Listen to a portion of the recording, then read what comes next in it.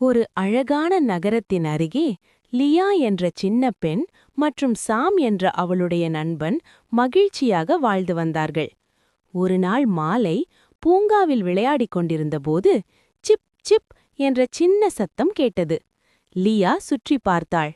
ஒரு மரத்தடியில் ஒரு குட்டி பறவை தன் கூண்டிலிருந்து கீழே விழுந்து பயந்து உட்கார்ந்திருந்தது.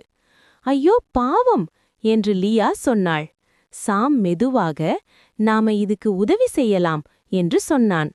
அவர்கள் இருவரும் அந்த குட்டிப் பறவையை மெதுவாக தூக்கி ஒரு பெட்டிக்குள் வைத்து பாதுகாப்பாக வைத்தார்கள்.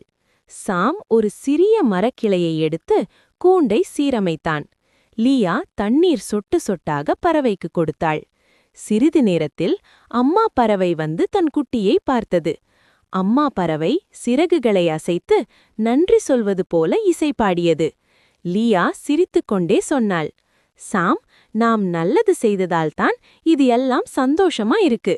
சாம் சொன்னான், ஆமாம், சின்ன உதவியும் பெரிய மகிழ்ச்சி தரும். அன்று மாலை சூரியன் மறையும்போது இருவரும் மனதிற்குள் நினைத்தார்கள், நல்லது செய்வதுதான் உண்மையான ஹீரோ.